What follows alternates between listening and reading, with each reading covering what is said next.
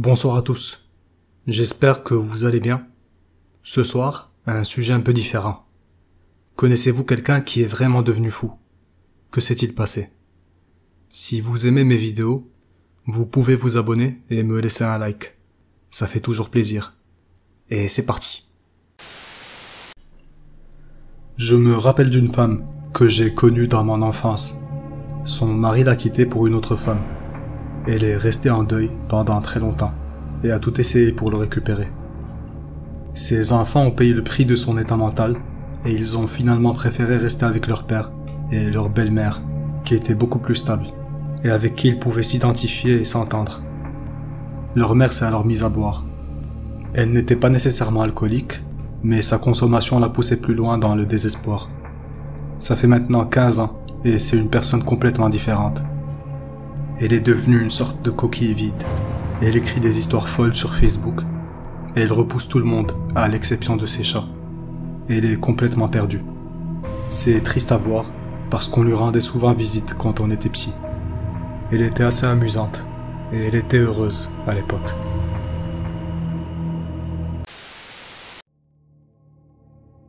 À l'époque où on sortait ensemble, mon mari avait un emploi saisonnier dans un quartier très riche. Et j'allais souvent le voir. Il y avait un homme dans sa quarantaine qui avait l'habitude de dormir sur les trottoirs, mais tout le monde semblait le connaître et était très gentil avec lui. Certains le laissaient même dormir dans leur jardin. Un jour, j'ai parlé de lui à mon mari. Il s'est avéré qu'il venait d'une famille très prospère. Je crois qu'ils étaient photographes, si je me souviens bien, et il bossait avec eux pour suivre leurs traces. Il est devenu lui-même quelqu'un de relativement important dans le domaine, mais il s'est malheureusement mis à la drogue. Il a fini par en prendre tellement qu'il a subi des dommages permanents au cerveau. Cet homme possède un manoir entier, littéralement, dans la même rue où il dort à la Belle Étoile. Mais son esprit est simplement parti trop loin, et le manoir reste complètement vide. Apparemment, en plus d'avoir réussi sa vie et d'être héritier d'une fortune, il était philanthrope. C'était quelqu'un de très charmant, et qui savait très bien parler. Mais c'était avant qu'il ne sombre dans l'abîme. C'est triste.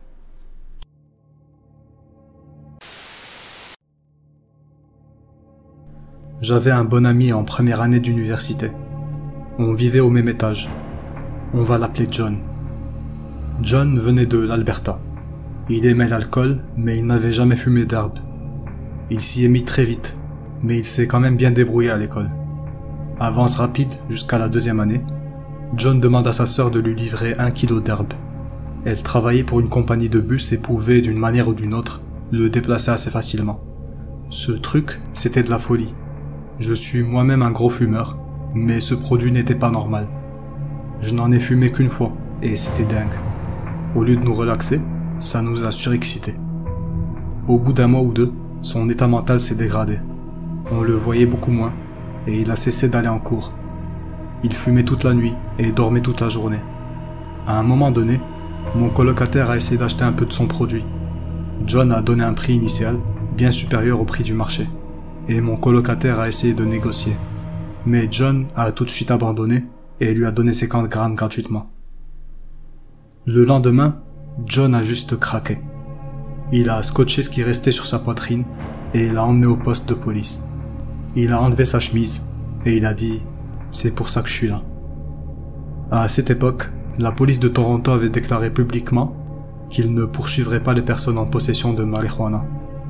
Mais c'était bien 15 ans avant la légalisation pour usage récréatif. On était dans une petite ville, située à environ 1 heure de la région du Grand Toronto. Quoi qu'il en soit, les flics arrêtent John, évidemment, et à ce moment-là, il commence à raconter des histoires à propos d'abeilles robotiques qui étaient en train de l'espionner. Il raconte que la CIA le poursuit et toutes sortes d'autres absurdités. Ils finissent par l'inculper de possession avec intention de distribuer.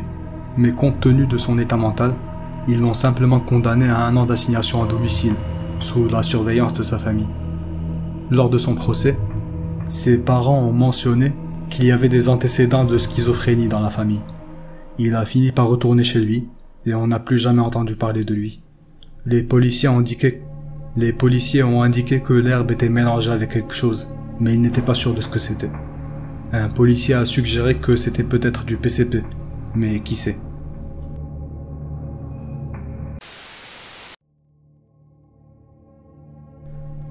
Ma mère m'a raconté cette histoire.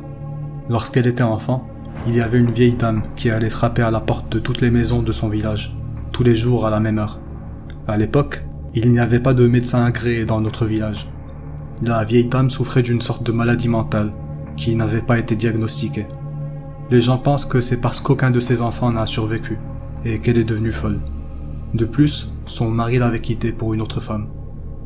Quoi qu'il en soit, un jour, la vieille dame n'a frappé à aucune porte. Tout le monde s'est demandé ce qui lui était arrivé, tellement c'était inhabituel. Ils ont vérifié sa maison et elle n'y était pas. C'était inquiétant, parce qu'elle ne sortait de chez elle que pour acheter de la nourriture et frapper aux portes. Et personne au marché ne l'avait vue ce jour-là non plus. Le village a vite organisé une opération de recherche. Ça a duré environ 3 jours, et la pauvre a été retrouvée dans un puits, noyée. Son corps était gonflé, à cause du temps qu'elle y a passé. Il a fallu 3 jours pour la retrouver, parce que le puits était assez éloigné, et dans un endroit isolé. Ma mère me dit que tout ce dont elle se souvient aujourd'hui, c'est l'odeur. Le puits a dû être fermé et rempli de béton. Et voilà, c'est mon histoire, telle que racontée par ma mère.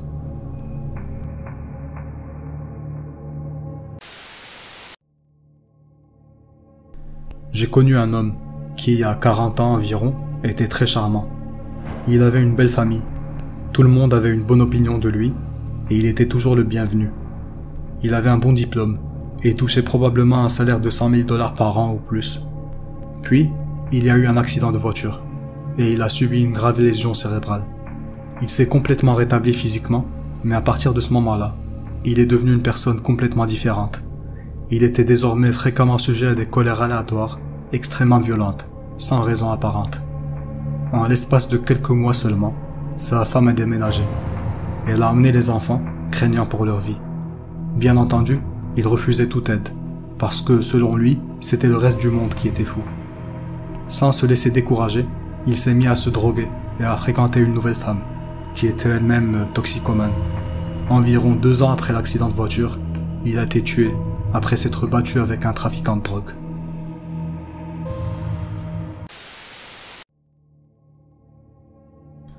J'ai eu un patient dans mon unité psychiatrique pendant quelques années. Elle est maintenant dans une unité de soins de longue durée. Elle avait la 50aine. Elle était enseignante et menait une vie plutôt normale. Je ne sais pas exactement ce qui s'est passé, mais elle vivait avec sa mère qui était âgée. Sa mère est décédée et elle a eu une crise psychotique. Elle a été admise parce qu'on l'a trouvée en voiture avec le corps de sa mère sur le siège passager. Elle avait conduit avec sa mère décédée à côté d'elle au milieu de l'été pendant 5 jours. Elle est devenue violente et paranoïaque et elle parlait régulièrement de sa mère comme si elle était encore en vie. Elle nous a raconté qu'elles allaient partir en vacances et d'autres histoires du genre. Ça a continué des années après l'incident. Elle ne s'en est jamais remise et elle a été jugée incapable de prendre ses propres décisions. Le juge a ordonné son placement dans un établissement de soins de longue durée, pour une durée indéterminée. C'est la dernière fois que je l'ai vue. C'est terrifiant de voir comment elle est passée d'une personne fonctionnelle à son état actuel, et aussi vite.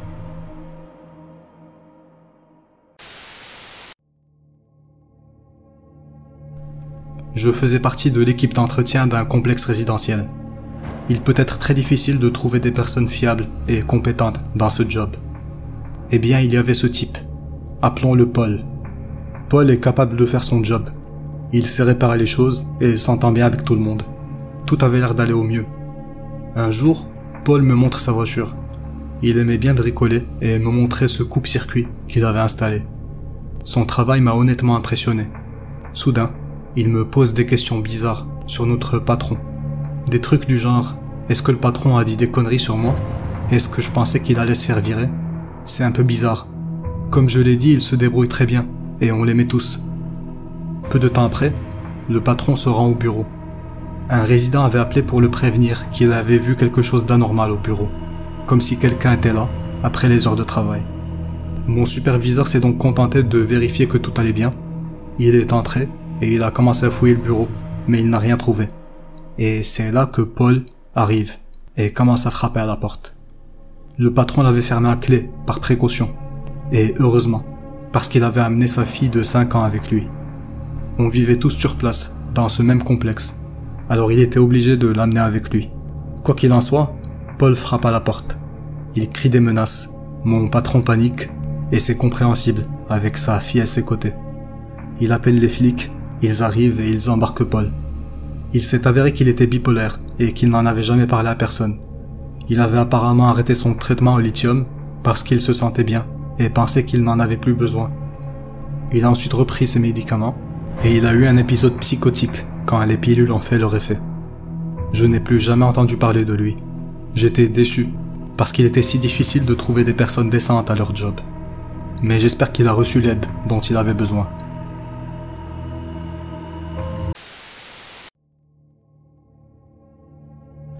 J'avais un autre collègue qui avait démissionné.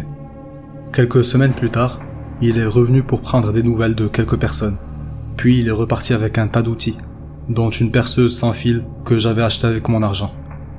Eh bien, il se droguait et il essayait de se faire de l'argent rapidement.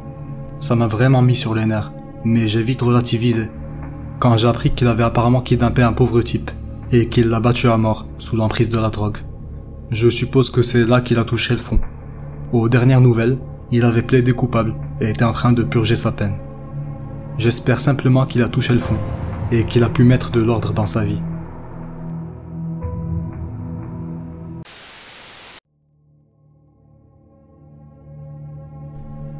C'est un gars avec qui j'étais ami à l'école primaire et au collège. Comme c'était le clown de la classe, il était assez populaire à l'école. Ses parents l'aimaient énormément et il avait un talent pour la musique. À un moment donné, ses parents l'ont mis sous Ritaline à un jeune âge, à cause de son manque d'attention. Mais ils n'ont pas vraiment eu de discussion sérieuse à ce propos avec lui. Au lycée et à l'université, il a commencé à prendre des drogues plus intenses, après avoir arrêté la Ritaline et l'Adderall. Sa santé mentale a commencé à décliner à cause de ça, et ses parents ont fini par le mettre à la porte, après des années d'efforts pour le remettre sur les rails. J'ai eu l'impression d'assister à une catastrophe ferroviaire au ralenti, en regardant sa chaîne YouTube. Au début, sa chaîne avait des vidéos de lui jouant à la guitare.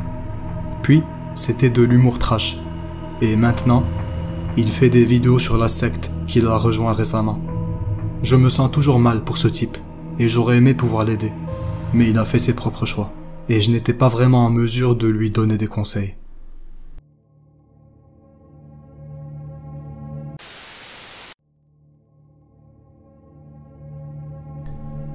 Mon beau-père avait un ami qui vivait à côté de chez lui.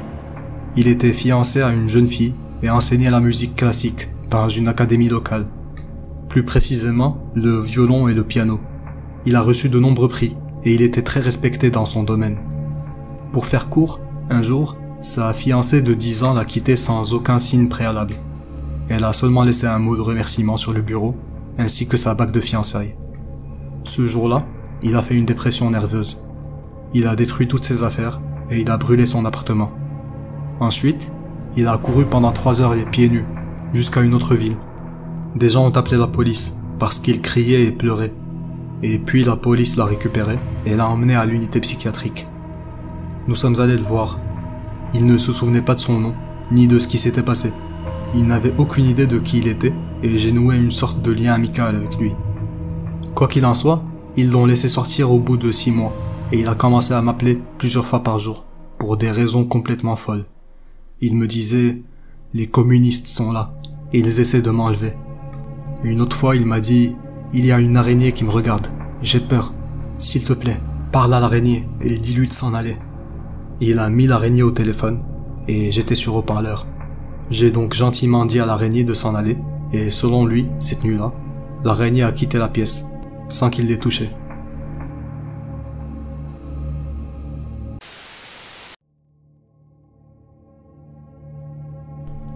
Malheureusement, oui. Je connais quelqu'un qui a complètement perdu la tête. C'était une très bonne amie de ma femme, qui a toujours été un peu excentrique. Son état mental s'est vite dégradé lorsque ma femme est morte il y a 5 ans. J'ai appris qu'il s'agissait d'un problème familial.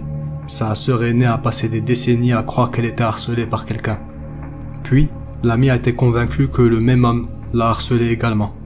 J'ai fait de mon mieux pour l'aider et je dois admettre que c'était très difficile pour moi à ce moment-là. J'ai fini par appeler ses parents. J'ai passé 1 heure à leur parler, à leur expliquer ce que j'avais vu et ce que leur fille disait et faisait. À la fin de la conversation, j'ai dit à la mère aussi gentiment que possible, qu'il semblait qu'elle, la mère, croyait que les histoires étaient vraies, et qu'elle permettait à ses deux filles d'entretenir leur illusion. C'était une conversation difficile, et malheureusement, elle n'a pas été utile en fin de compte.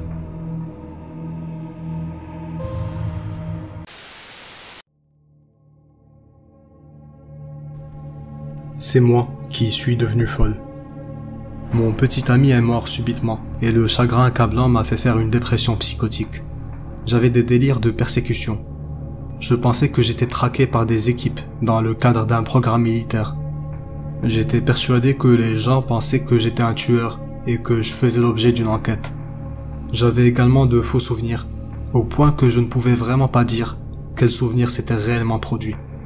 Il m'a fallu 3 séjours en hôpital psychiatrique et 1 an de médicaments pour revenir à la réalité. C'était la pire période de toute ma vie.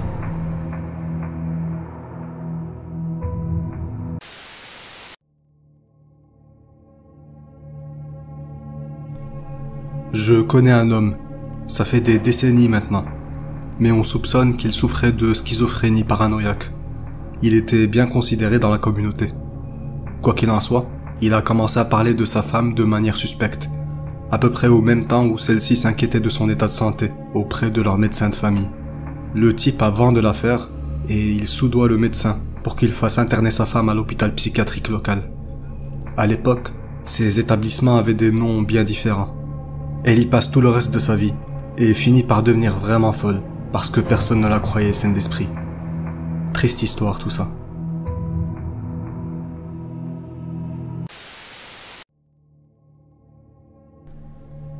Mon fils.